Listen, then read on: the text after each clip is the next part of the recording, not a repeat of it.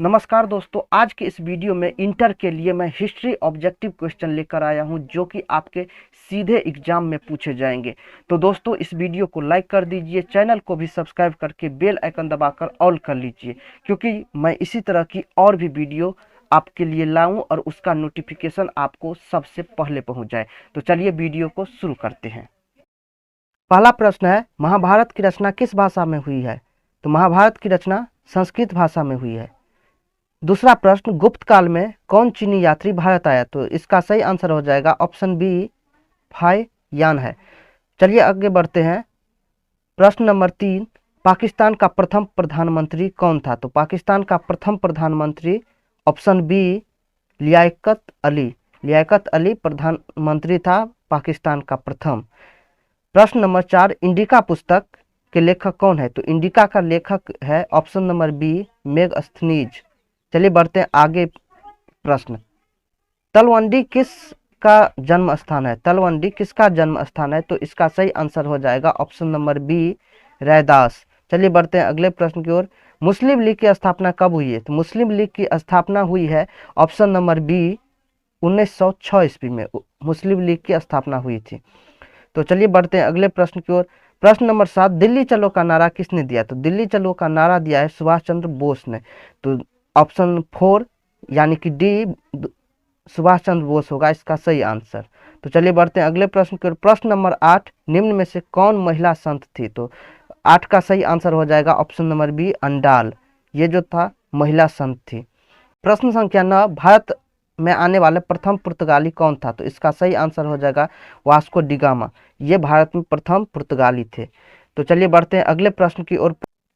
प्रश्न नंबर 10, ख्वाजा मोइनुद्दीन चिश्ती की दरगाह कहाँ है? तो इसका सही आंसर हो जाएगा ऑप्शन नंबर डी, अजमेर में।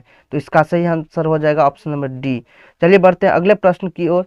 11 नंबर प्रश्न है, हम्पी नगर किस साम्राज्य से संबंधित है? तो इसका सही आंसर हो जाएगा ऑप्शन नंबर डी, विजयनगर साम्राज्य से। ऑप्शन नंबर डी, विजयनगर साम्राज्य। प्रश्न नंबर 12, निजामुद्दीन औलिया किस सूफी सिलसिले से संबंधित है? तो इसका सही आंसर हो जाएगा ऑप्शन नंबर ए, चिश्ती। तो चलिए बढ़ते हैं अगले प्रश्न की ओर। प्रश्न नंबर 13, भारत का प्रथम मुगल शासक कौन था? तो इसका सही आंसर हो जाएगा ऑप्शन नंबर ए, बाबर।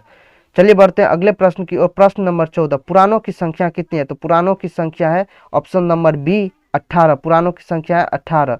चलिए बढ़ते हैं अगले प्रश्न की ओर। प्रश्न नंबर 15, औरंगजेब ने अपने जीवन का अंतिम भाग बिताया, अपने जीवन का अंतिम भाग कहाँ पे बिताया? तो इसका सही आंसर हो जाएगा 15 का ऑप्शन डी, दक्षिणी भारत में। दक्षिणी भारत में उन्होंने अपना जीवन का अंतिम भाग बिताया था।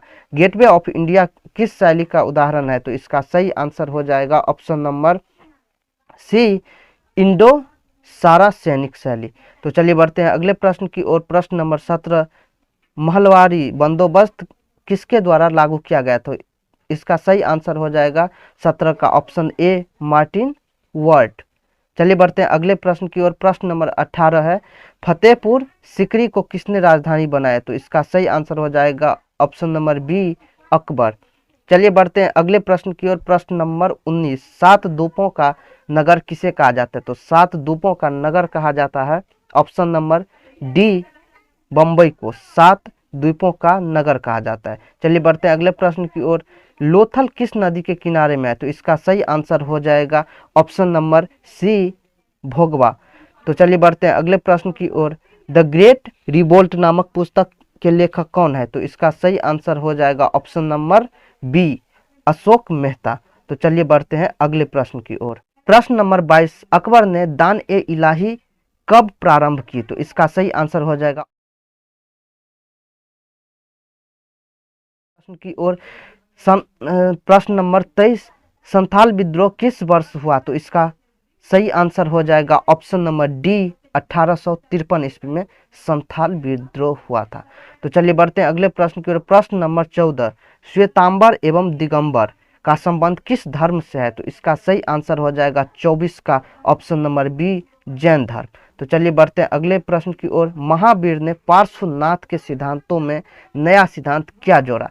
तो इसका सही आंसर हो जाएगा ऑप्शन नंबर बी, ब्रह्मचार्य। तो इसका सही आंसर हो जाएगा ऑप्शन नंबर बी, ब्रह्मचार्य। तो चलिए बढ़ते हैं अगले प्रश्न की ओर। प्रश्न नंबर 26। आईना ए अकबरी के लेखक कौन है? तो इसका सही आंसर हो जाएगा ऑप्शन नंबर सी, अबुल फजल। चलिए बढ़ते हैं अगले प्रश्न की ओर। भगवत श्रीमद् भगवत गीता के महत्व पर किसने विचार व्यक्त किए? तो इसका सही आंसर हो जाएगा 27 का डी, इनमें से सभी ने। और प्रश्न नंबर 28, थंब की शुरुआत किसने की? तो इसका सही आंसर हो जाएगा ऑप्शन नंबर सी, अशोक ने। चलिए बढ़ते हैं अगले प्रश्न की ओर। दोस्तों इस वीडियो को लाइक कर दीजिए और अधिक से अधिक शेयर करने की कोशिश कीजिए। मैं इसी तरह की और बैक टू बैक की वीडियो लाऊंगा जो आपके एग्जाम में सीधे प्रश्न आने वाले हैं इसी वीडियो से। तो चलिए आगे बढ़ते हैं। अगला प्रश्न है प्रश्न नंबर 29, अलब बोनी किसके साथ भारत आया? तो अलब बोनी किसके साथ भारत आया? तो इसका सही आंसर हो जाएगा ऑप्शन नंबर ए, महजूद गजनी के साथ आया था। तो चलिए बढ़ते हैं अगले प्रश्न की ओर। प्रश्न नंबर 30 है, महात्मा गांधी का जन्म कब हुआ? ये क्वेश्चन दोस्तों आएगा ही आएगा। तो इसका सही आंसर है ऑप्शन नंबर ए, 2 अक्टूबर 1869 ईस्वी। आपको ध्यान रखना है 1869 ईस्वी, 2 अक्टूबर। दोस्तों अगला प्रश्न है प्रश्न नंबर 31, द्वितीय विश्व युद्ध किस वर्ष प्रारंभ हुआ? तो इसका सही आंसर हो जाएगा ऑप्शन नंबर बी, 1939 ईस्वी। तो चलिए बढ़ते हैं अगले प्रश्न की ओर। भारतीय संविधान की प्रारूप समिति के अध्यक्ष कौन थे? तो इसका सही आंसर हो जाएगा option number D, Bhimrao Ambedkar. तो चलिए बढ़ते हैं अगले प्रश्न की ओर। बंगाल के विभाजन की घोषणा कब हुई? तो इसका सही आंसर हो जाएगा ऑप्शन नंबर डी, 1905 ईस्वी में। और दोस्तों बंगाल का विभाजन जो है वो 1906 ईस्वी में हुआ था। घोषणा हुई थी 1905 में और विभाजन हुआ था 1906 में। तो आपको ये याद रखना है। तो चलिए बढ़ते हैं अगले प्रश्न की ओर। दांडी किस राज्य में स्थित है? तो इसका सही आंसर हो जाएगा ऑप्शन नंबर डी, गुजरात में दांडी स्थित है। तो चलिए बढ़ते हैं अगले प्रश्न की ओर। प्रश्न नंबर 35, तंबाकू का सेवन सर्वप्रथम किस मुगल सम्राट ने किया था? तो इसका सही आंसर हो जाएगा अकबर ने। तो चलिए बढ़ते हैं अगले प्रश्न की ओर। प्रश्न नंबर 36, 1857 के विद्रोह का तत्कालीन कारण क्या था? तो इसका सही आंसर हो जाएगा ऑप्शन नंबर सी, चर्बी वाले कारतूस। तो चलिए बढ़ते हैं अगले प्रश्न की ओर। क्वेश्चन नंबर 37, हड़प्पा सभ्यता में विशाल स्नानागार के अवशेष कहां से प्राप्त हुए हैं? तो इसका सही आंसर हो जाएगा ऑप्शन नंबर बी, मोहनजोदड़ो। तो चलिए बढ़ते हैं अगले प्रश्न की ओर। प्रश्न नंबर 38, पुर्तगालियों ने गोवा पर कब अधिकार किया?